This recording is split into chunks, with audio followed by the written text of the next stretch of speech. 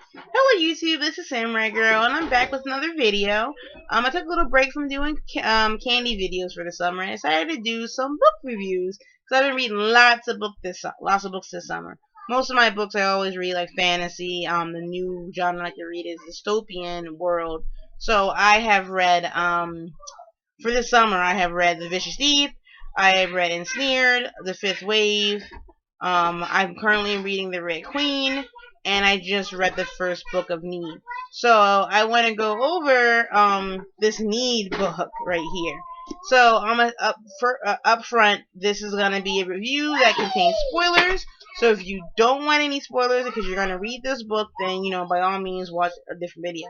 But this is gonna contain spoilers because I just wanted to talk about this book and just this book. This book was so annoying and irritating and just kind of stressful at times to the point where you kind of just wanted to chuck this thing as you were reading it.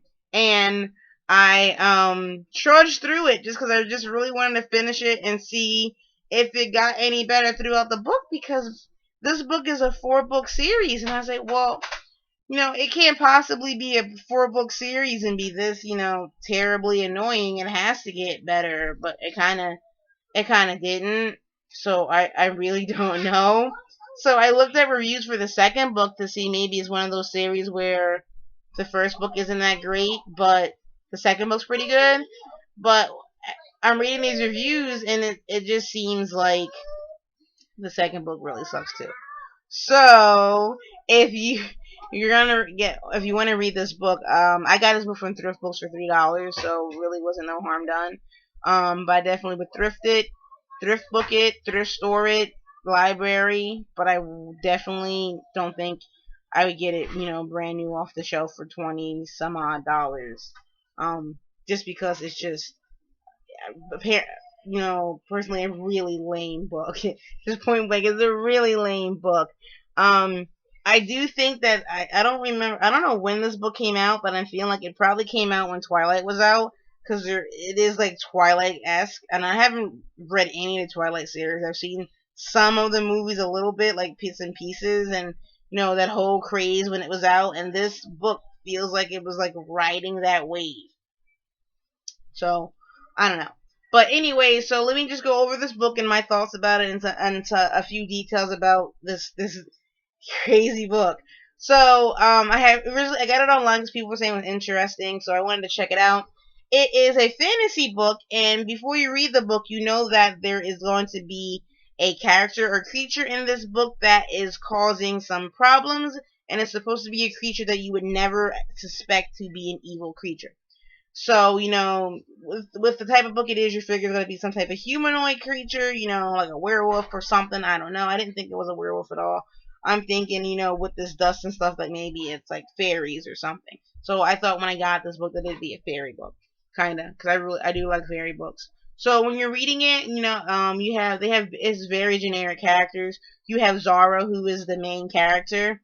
She is very bland, very stereotypical teenager, kind of just not really that much depth to her. It kind of starts out being some depth, but then it just gets shallow and kind of stays like that. Then you have Nick, who's a high school jock, stereotypical jock. Ian, who's the high school, just supposed to be a hot guy. Megan, who is the mean girl, the one who's always causing, the not so popular girl problems. And then you kind of have like the nerd crew, Devin, who's in a wheelchair, who has been struck in the back with an arrow. Like, that's a normal event, but it's treated like it's a normal event. And that's why he's in a wheelchair. And then you have another girl who I can't really remember her name, who's kind of like the bubbly personality, but doesn't really add too much to the book. Hence, I can't even remember what her name is, and I just read it. So, those are the cast of characters. Oh, then you have Betty, who's the grandmother, and then Zara's mother. Okay, and then we have this whole slew of things going on with Zara's fathers. Okay, so stepfather and her real father. So the book starts off with Zara, and Zara's father has died from a heart attack that she tells us about. And Zara has become severely depressed to the point where she enjoys nothing in life anymore, and she doesn't want to do anything anymore. And the mother is seriously concerned that she has become suicidal. So in response to this, she decides that Zara needs to get away from everything, and she's gonna send her out to the grandmother's house. So my first thought is, how is this helping the situation? How is sending your daughter who is suicidal or you think is borderline suicidal off away from you to a grandmother's house going to help the situation? Like she can't kill her, and she can kill herself just as easily as she can at her house as the grandmother's house. So I don't know about this step, and it seems a little odd. Oh, she's suicidal. Ship her to grandma's. But okay. So we also learned that Zara is being stalked by some type of weird, creepy stalker guy, and it's been going on for a while. But apparently Zara thinks that maybe it's in her mind and maybe it's not really happening, but she's kind of in denial and she kind of knows that he really is there. So we have this type of going back and forth thing. She hasn't notified the police. She has notified her mother about this guy that is just stalking her. So I don't know. So then she gets shipped off to the grandmother's house who lives in Maine. And when she gets to Maine, all the author keeps writing about is how cold Maine is. We get told that Maine is so cold so many times you're just ready to fling the book. And there's not even really synonyms for the word cold. It's like, oh, it's frigid or, it's iced over. No, just the word cold. And she's cold, and her face is cold, and her hair is cold, and the house is cold, and her feet are cold. Everything's cold, and she just mentions how cold it is for like 3 to 4 paragraphs, not paragraphs, 3 to 4 chapters. Okay, so Maine is really cold. Okay, we got it. So then after that kind of annoyance factor goes past, one forefront thing is that Zara has lots of phobias. And she likes to name those phobias to help her feel better and kind of try to conquer them or get over them and make them not affect her so much. So she names these phobias, and the chapters are actually named after her phobias.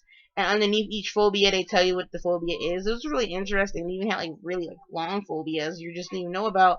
There's a phobia where you're even scared of yourself, and they have the name of it. And so that was pretty interesting throughout the book. I really liked that, but that was kind of it. That was kind of the most interesting thing throughout the book near the end.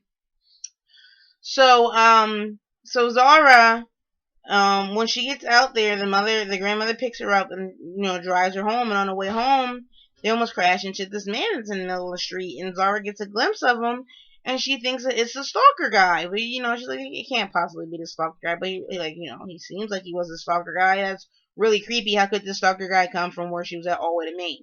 So she gets home, and the grandmother is an EMT, and she gets called out at night, and she apparently is like the only EMT in that area, because the area is like a small village or something like that, or it seems like it's a small village.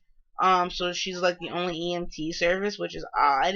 So she's always out the house. She's just nighttime, daytime, overtime. She's just never in this house. And you think to yourself, this girl was sent to this house because she's suicidal and depressed? And the person who's supposed to be watching her is just never home. But I don't know. So anyways, before we get into all that,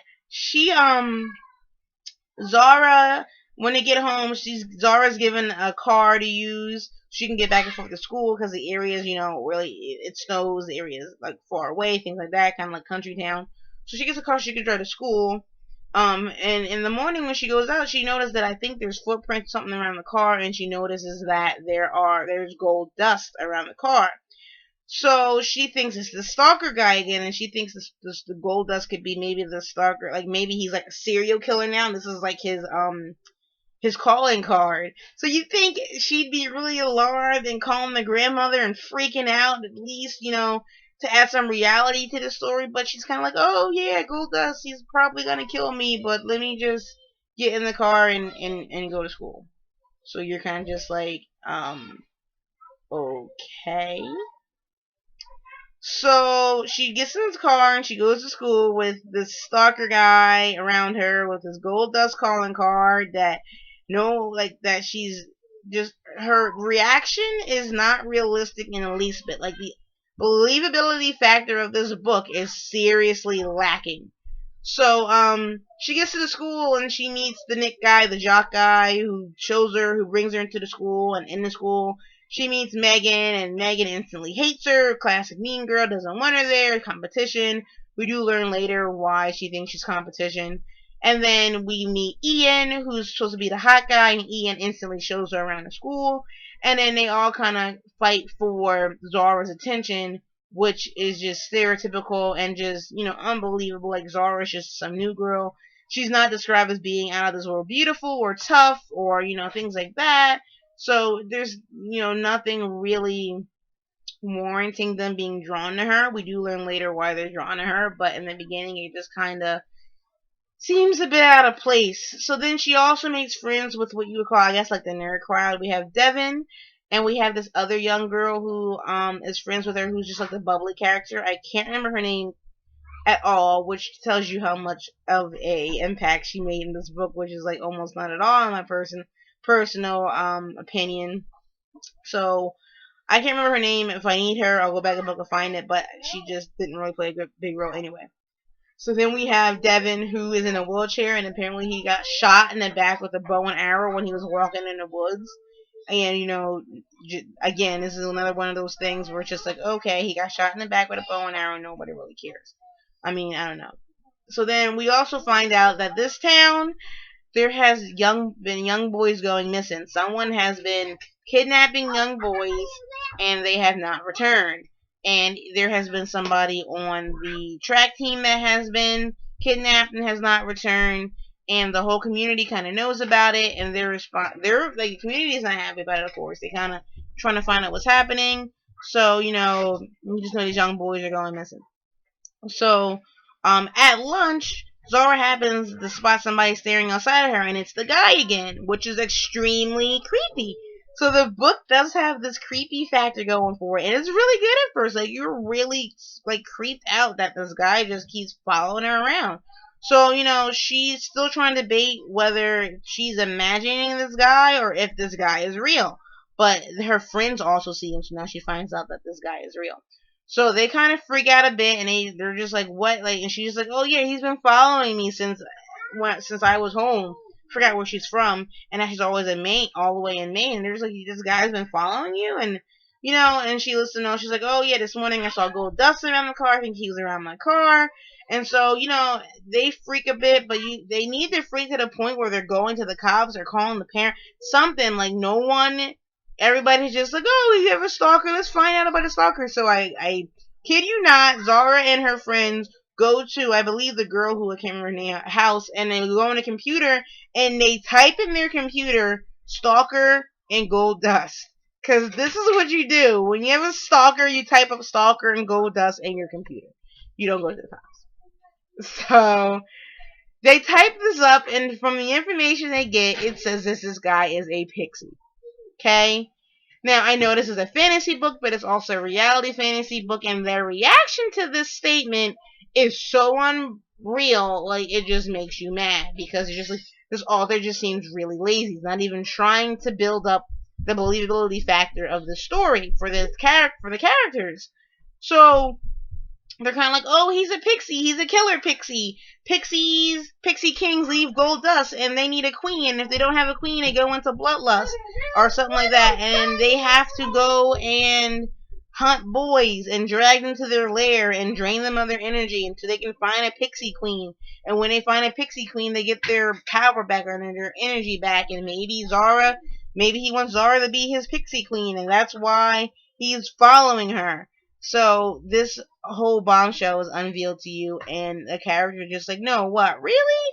So they don't believe he's a pixie at first, and that lasts all of but like maybe a paragraph, and then everybody believes he's a pixie. Everybody leaves with this gold dust, this pixie dust, and that he's a pixie, and that he's out to hunt her down and take her soul and make her pixie queen, and that's it. And everybody's just like, okay, this is it.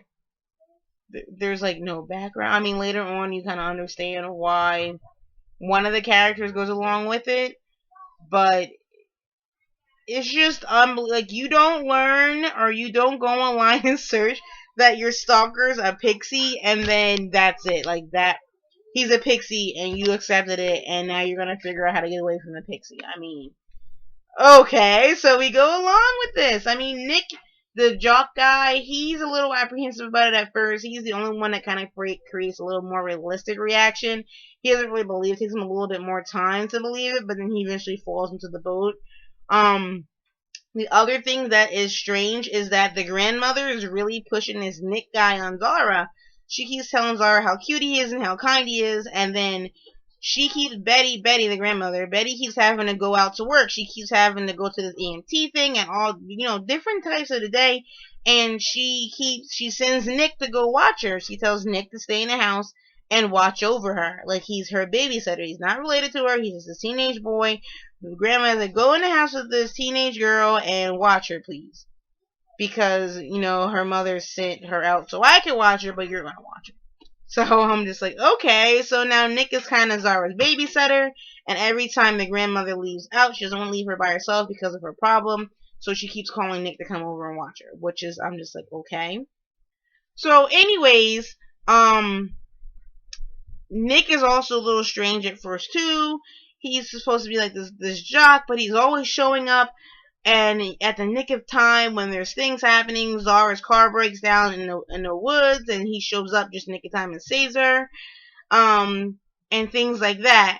And then the most irritating thing in the book, I would have to say, is Zara's personality. Zara thinks she's really, really tough, and she's not portrayed at all in the book at all. She's always threatening to beat people up and things like this. And what I mean by that is the stalker guy was out in the woods when her car broke down, and Nick came to help her get the car out, pushed out the bank or whatever was wrong with her car, and she thinks the stalker guy is after her. She thinks he's in the woods, so her response is to get out the car in the middle of the woods at night and run, just bolted. She was bolting towards the woods, and she was yelling towards her stalker guy that she's not scared of him and that she's gonna beat him up or something like that, and that he needs to leave her alone and go away, and she's not playing, like she's like some tough, like Katniss from Hunger Games figure at the very least, but she's not portrayed like this. And so you're just like, what are you doing? No one goes outside and yells at their stalker in the middle of the night, in the middle of the woods, in a place you're not familiar with. Like, no one does that. So she does, and then Nick gets her to get back in the car, and then they drive away because it's weird, it's creepy. Like, what are you doing? Okay, like so that happens, and then so she's just having a hard time getting away from the stalker guy, and I think she tells the grandmother about him, and they're just trying to watch out for him. No one's calling the cops again. No one's calling the cops. So then I think like she gets home, like the stalker guy is now calling her name when she's by herself. He's whispering her name, and it's really creepy, and she keeps running back into the house and things like that. So then you get to this one scene where Nick is driving her home or whatnot, and Nick suddenly has to get out the car and run, and he runs into the woods, and you can hear the voice calling after her, like the stalker guy calling her, and Nick is yelling for her to get in the car, and he just keeps running. Like, that's not weird. So she goes into the house, or no, does she go? I can't remember if she goes in the house. She doesn't go into the house. She follows after him because she doesn't listen to anything like none of these characters do. She follows after him, and all you hear is the thing whispering her name, and she's like, "I'm not scared of you. I'll come." He's like, "Well, come to me," and she starts going to him because she says she's tired of him, and she's gonna just face him and get him off her back, basically, because she can, I don't know, beat this crazy stalker guy who she thinks is a pixie that's out to kill her and suck her soul away. So she goes out there and she chases after him with Nick screaming for her to go home. And then the guy, she's like, "Oh, you're gonna get me lost. Why you get me lost in the woods? Don't get me lost." Like, he's a stalker. He's there to get you lost. And if he's a pixie, he's there to kill you. Like, what are you talking about? Why are you talking to him? Go home. Like, get away. Get out of here. So she stays in there, and then the tides kind of turn, and like there's something attacking, and then she's scared and she goes running and she can't find Nick and she's screaming for Nick. She's saying, "You better not have hurt him. I'm gonna kill you or hurt you if you hurt him." Again, it's so unrealistic. So, she comes out of the woods and she can't find Nick and she's calling the grandmother, and the grandmother called the police and they don't know what happened to him. They think he's one of the lost boys. The boys have gotten stolen, so now we're like Peter Pan, these lost boys. So then she leaves out, and then and then this huge dog comes out, and she can't decide if this dog is a dog or if it's a wolf because it's huge. She's never seen it before, and she's just like, "What's going on?" So then the wolf dog thing has an arrow in his shoulder, or I think in his shoulder, and it's a bad wound. And she's like, "Oh, you cute doggy," and she's actually says, "Doggy, you cute doggy, come here, let me help you, let me get this off of you." Like, no one does that. No one goes up after having this weird thing happen. No one goes to this gigantic like dog who you don't even know if it's a wolf or not, and tries to get this arrow out of his like shoulder or whatever. And then she brings him into the house and he's listening to her and he's following directions, and she's just like, "Oh, that's kind of strange." She just brings him in the house and she gets the arrow out and she finds some way to stitch him up or something. And she puts it and she lays a blanket on him and she's like petting his head and stuff, and she's still scared. She doesn't know what's happening, and the cops are coming, and the grandma says she's on her way. Grandma, by the way, never makes it in time to anything that's ever happening in this story. Like, this is ridiculous. So eventually, she's going around the house. She's trying to figure out what's going on, and then she goes back to the room or whatever, and she finds Nick, who is naked and has the same blanket that she laid on the dog around him, and she's just like, "What's going on?" At this point in the story, we all know that Nick is a werewolf, okay? When she was in the car, she was talking about how his car had dog hair in it. It was the most non-subtle hint ever, okay? And then now he has this blanket on him, and it's the same blanket the dog has, and he has no clothes on, and he has the same wound on his back. He's a werewolf, okay? The thing is not a dog, it was a werewolf, and this is the only kind of realistic reaction we get out of her out of the whole series. Really, she kind of freaks a bit that he is a werewolf.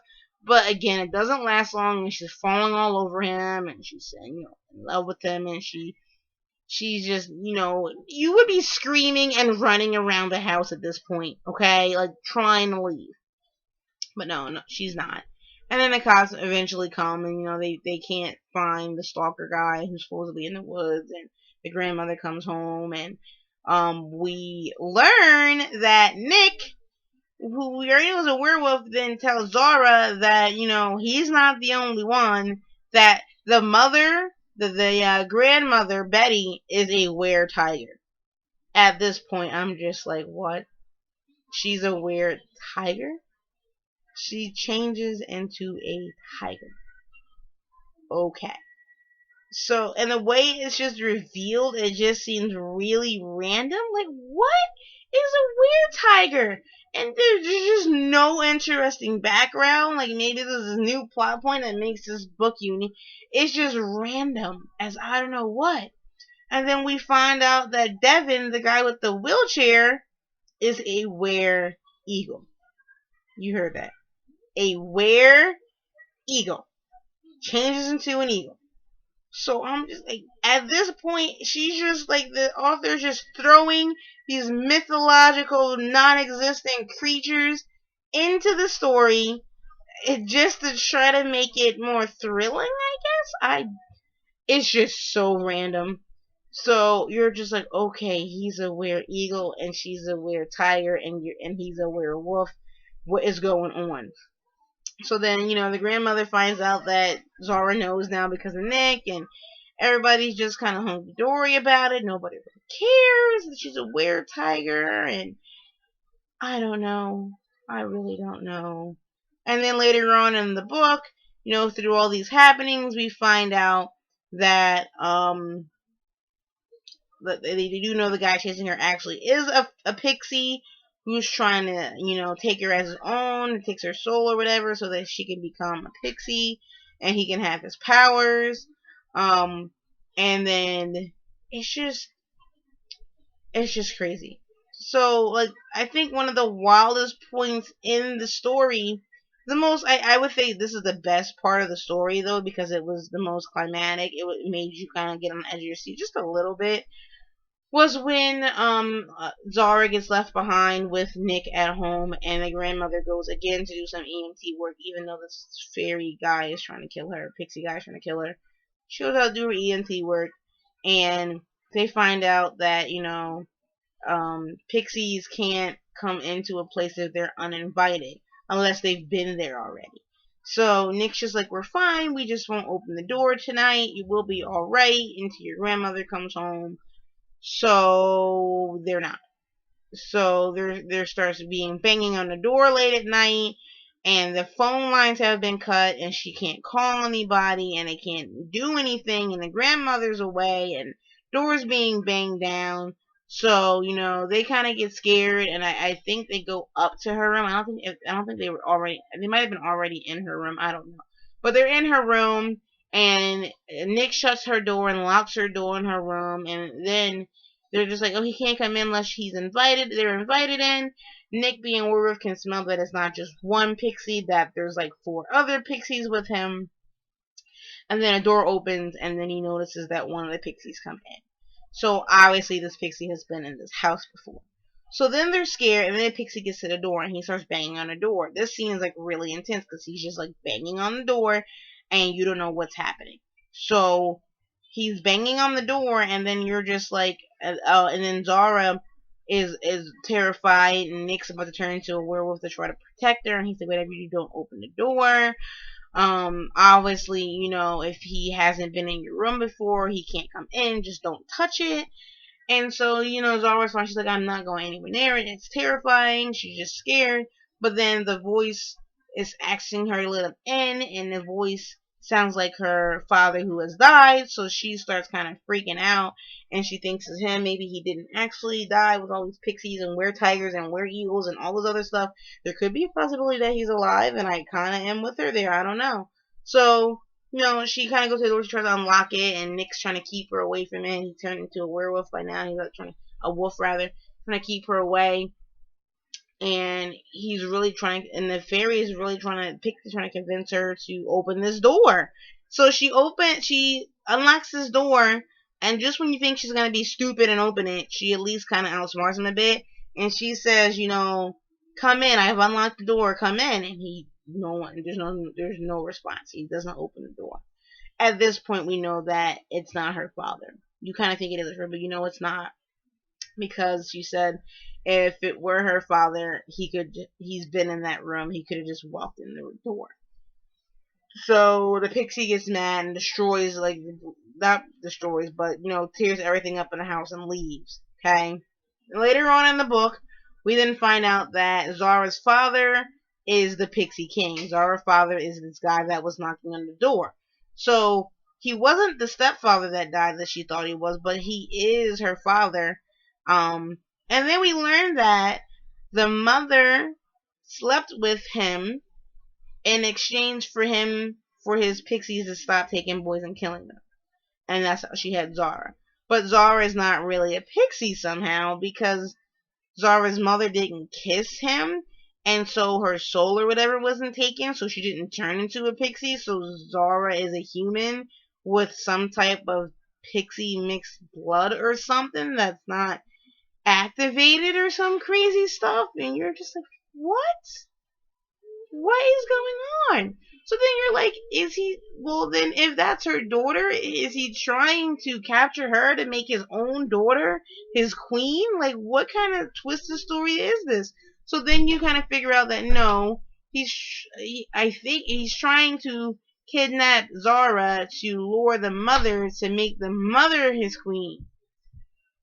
Okay? And then we later find out in the story that Megan is a pixie and that Ian is a pixie, and they are trying to capture Zara, which is why they were interested in the high school, so that they can make her their queen by kissing her, so that they have the power, so they can overthrow the Pixie King. So, like, this story is just getting so convoluted. You're just like, what? So the story ends up ending by you know, they leave the house and Nick is trying to save them, and in between it they're still kind of all lovey-dovey in between, like with all this drama happening. And they try to drive out the house after the pixie, tore the house up, and it snowed them in, and there's been like the gigantic snowstorm, and they can't get out, so they decide, the only thing they can do is walk. So while they're walking, trying to escape from the pixies, who they also find out the pixies, if their hunger gets bad enough, they can attack during the sunlight than in the daytime too. So at this point, you would be kind of booking it somewhere else. But no, they're walking, and then they stop to make out in the middle of the forest. And what do you know? Right after that, they get caught. And they get dragged away by Megan and Ian, who are pixies, who are trying to take her as their queen. And then Betty all of a sudden comes out of nowhere, and now she's there, and now she can save them, and she kills Ian and Megan, and saves Nick and Zara, and it's just, it's a mess. Okay? It really is a mess. I don't know what to say. The father, Zara ends up going to the father to save Nick from being captured, and all, because the world will end if Nick is captured. So she lets the father catch her, and then Nick and Betty and Devin and the rest of the gang all magically find his lair, and they save them. And we know that pixies and fairies of that sort can't go through metal, so they lock them up in a metal gate so they can't get out. And the Pixie King is like, well, if you leave us in here, our need will grow stronger and we'll kill each other. And you're just like, fine, that'll work. That solves everyone's problem. I mean, and that's just, the story ends like that. The story ends with the pixies in a iron gate that they put around them or whatever, and they're just trapped in there. And then not Megan, then Zara and Nick and Betty and Devin and the rest just go back to their regular lives. Now, I know the second book picks up directly where that left off, and nothing good comes from that. But this book was just one whirlwind of drama. Not even good drama. Annoying drama. Okay?